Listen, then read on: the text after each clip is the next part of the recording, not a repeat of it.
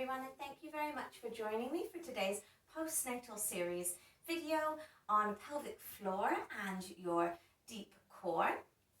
What we're going to do today is we're going to find some awareness of our breath to begin and find our diaphragmatic breath, as that will help us in engaging and becoming aware of our pelvic floor and our deep core. Once we've found our awareness of that breath and we're using it effectively, we'll move on to doing some pelvic floor and core engagement exercises in many different areas. So we'll lay on our backs to start, we'll move on to all fours, we'll stand up tall, and we'll come into a squat. All different types of movement that we might be doing functionally in our daily lives that will help train us to engage that core and pelvic floor throughout our day rather than just in an exercise or yoga class. And with that, we'll find a comfortable seat. I prefer to sit on my heels when I'm trying to find this deep diaphragmatic breath, as I'm sat up nice and tall rather than rounding back through the back or rounding over through the shoulders. We'll all close our eyes if you feel comfortable doing so. And just for a few breaths, we'll follow our natural breath and see where it flows. I find that a lot of the postnatal ladies that I work with or I'm friends with will find that they tend to breathe in just into the top of their chest, or breathe in with their shoulders. So they'll find you'll take a deep breath in and your shoulders will rise up. And that's quite common post-pregnancy and even during pregnancy, when obviously you've got a baby that's restricting the movement of your lungs and the diaphragm. And what we're going to try and do is retrain that diaphragm to move effectively and allow more space for the lungs.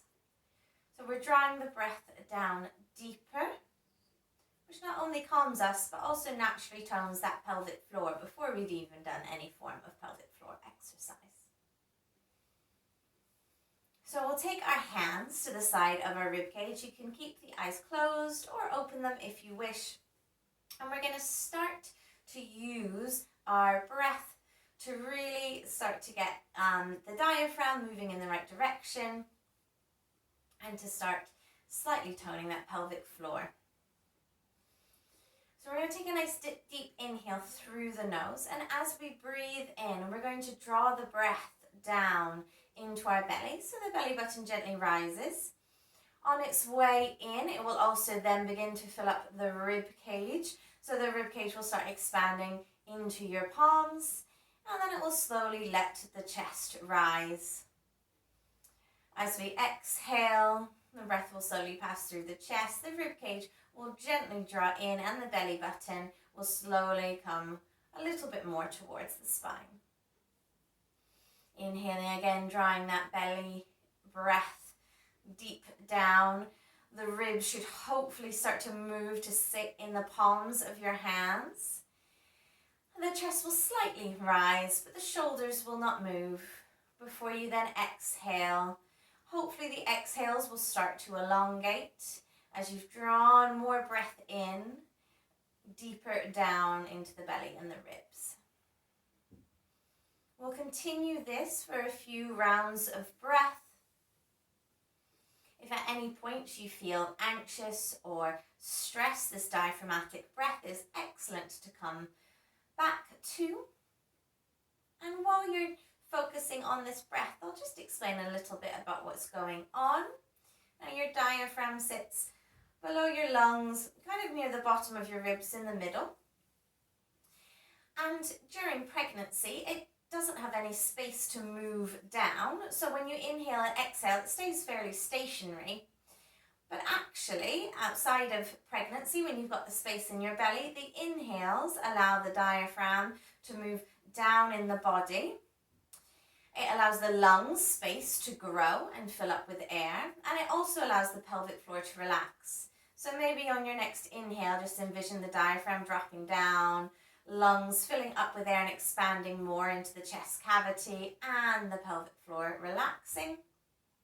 And on the exhale, that diaphragm moves up as the lungs compress, and that naturally lifts up the pelvic floor, helping to tone that particular area of your core. So if you are feeling anxious, you'll find that diaphragm's really, really tense. So bringing ourselves back to this nice deep breath is not only good for the pelvic floor, but also your mental health and nervous system. Brilliant. Now we're going to move, when you're ready, we're going to open the eyes and we're going to move on to our backs. Most exercises have 2 levels. Now on our backs, we'll try and get our lower back a little bit more snug with the floor, so maybe just slightly lift up the tailbone and then nestle it back down. There are 2 different options here. The first option is going to be just to slide the heel out and back, and then we'll alternate sides. The second option is to bring your knees up to tabletop, and we're just going to drop the heels down and bring them back up, and then do the same on the other side. So 1 at a time, and we'll do 5 on each side, making your choice whether you want to start with the feet down or whether you want to go to our level 2 option. I will do level 2. Now here we're going to do something a little bit different with our breath. Our exhale, we're actually going to exhale through our mouth.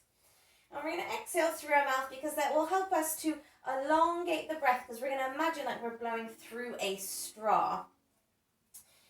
And that, I find, helps me really think about engaging my deep core. So we've got this transverse abdominis muscle, it's a corset muscle that wraps around our torso. And I envision that we have a second belly button that's in between the hip points. And when I exhale through my mouth, I'm going to imagine that second belly button pulling back towards my spine. And that's that transverse abdominis engaging, tightening and stabilizing. So you'll just feel a little pull down in between those 2 hip points when you exhale through the mouth as if you're blowing through a straw. What that also does is that helps engage and lift that pelvic floor up.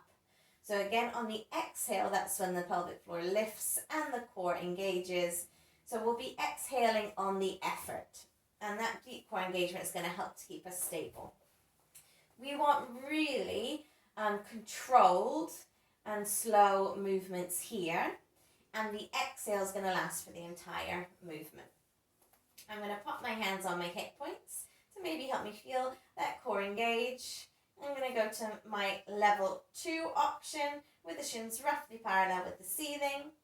You'll take an inhale, imagine the pelvic floor relaxing, and on an exhale, blow through that straw on the movement, engaging the deep core, second belly button to the spine.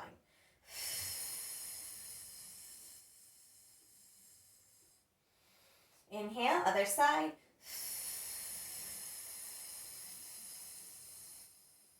Second time on each side.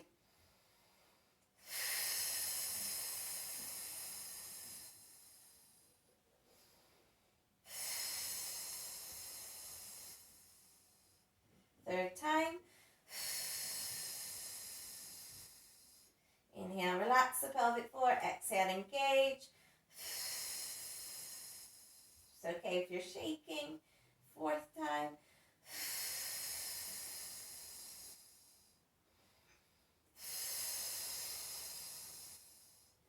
And fifth time on each side.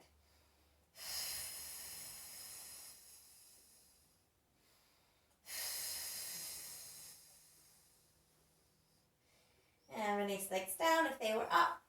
Hopefully we found that on the exhale, drawing that second belly button towards the spine helped to keep it so that we weren't then rounding and arching up into the lower back. And it was helping to stabilize us and protect that lower back from doing any job that we didn't want it to do. We'll move to our second exercise, which is coming onto all fours. Again, there are 2 options here. We can either slide our leg out behind us, or we can slide and lift. So we'll come to all fours. You can always be up on your fists if your wrists are a little tender, or have the wrists slightly forward from the shoulders. Otherwise, if they're all right, we'll take the wrists underneath the shoulders, knees underneath the hips. We're thinking of that belly button to spine connection, including that little invisible second belly button in between those hip points. Finding a nice neutral spine, so no extension or flexion, so no rounding in either direction. that is exaggerated. And we're going to extend the right leg out behind us and either then draw it back in or lift the heel up and then the knee back in. I'm going to do the lifting option. So we'll take an inhale while we're stationary and an exhale for the movement back and potentially up to then come back into all fours. I'll do it 5 times on each side and I'll start counting you in from now. Right leg extending first. Inhale, first time round on each side.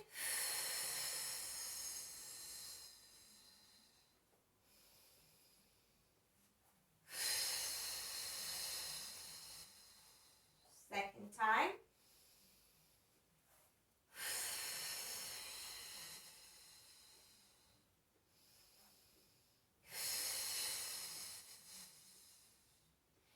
Third time. If you find that you are starting to move with your lower back, maybe just stick to slides.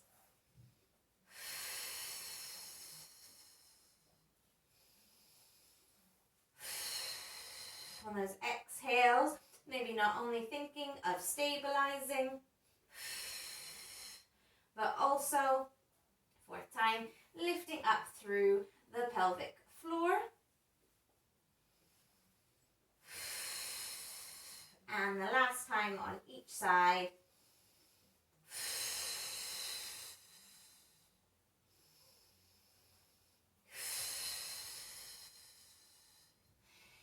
And coming back and giving your wrists a little break.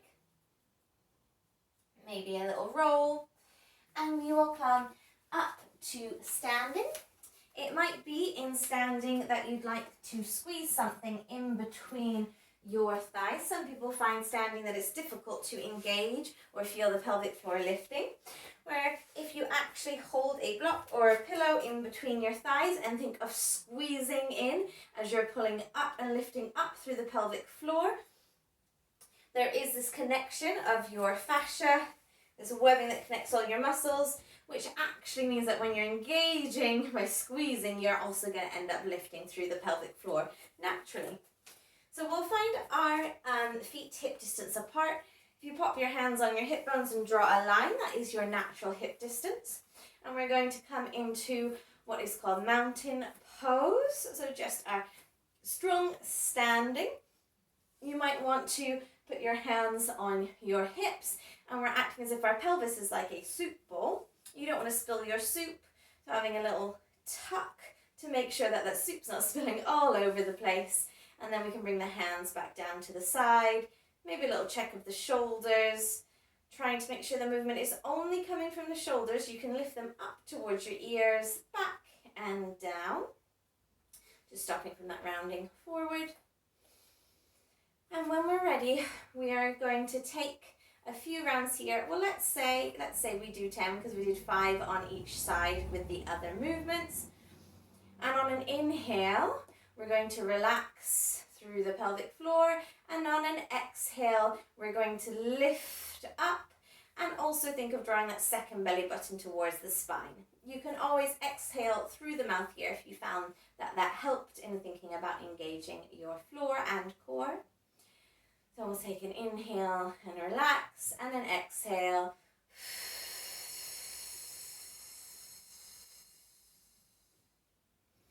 Inhale, relax and stop squeezing the block or pillow in between your thighs. And exhale, lifting up and squeezing those thighs towards the block.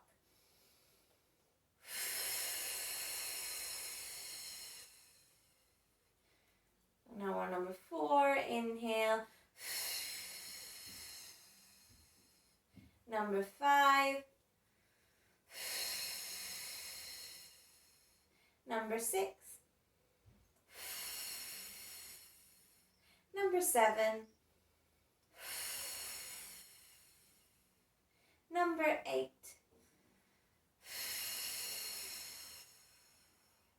Number 9.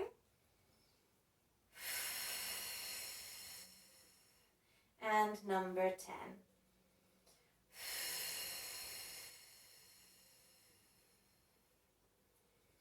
Releasing the block if you had one in between your legs.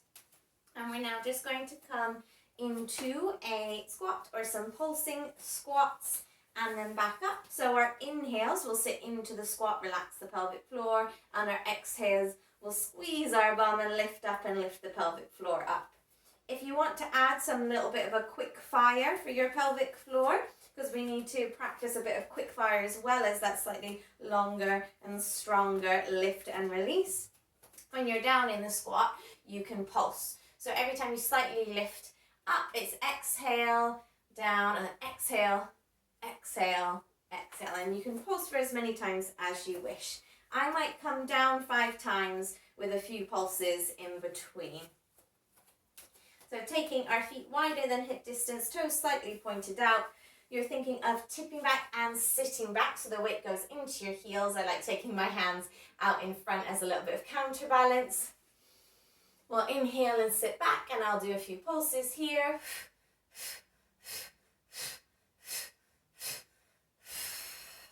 And come back up.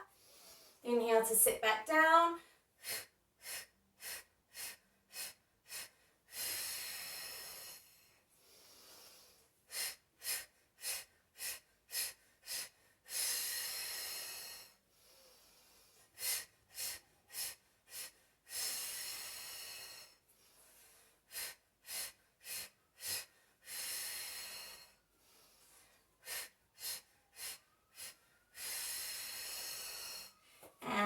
Relax.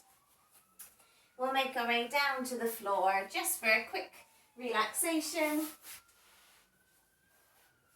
We'll come down onto our backs, bend our knees.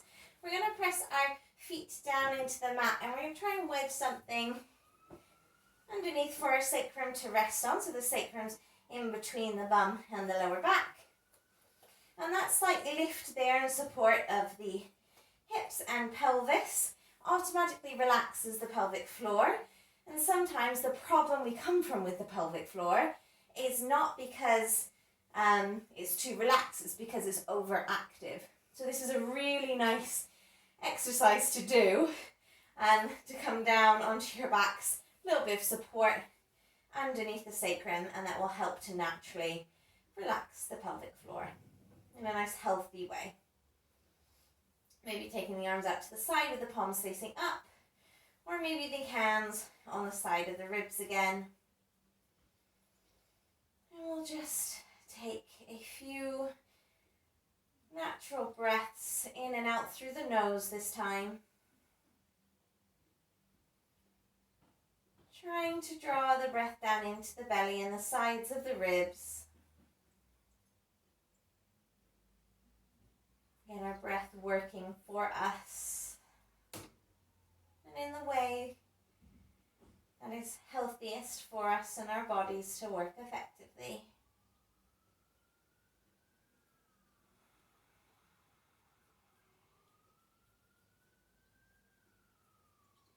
Really thinking of relaxing the pelvic floor, and in turn relaxing any tension that you may be feeling in the rest of your body.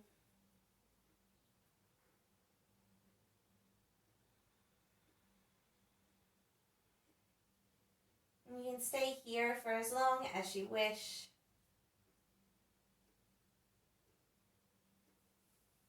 When you're ready, we'll bring our hands or palms together.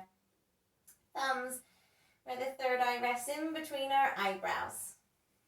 Namaste, everyone. Thank you very much for joining me today.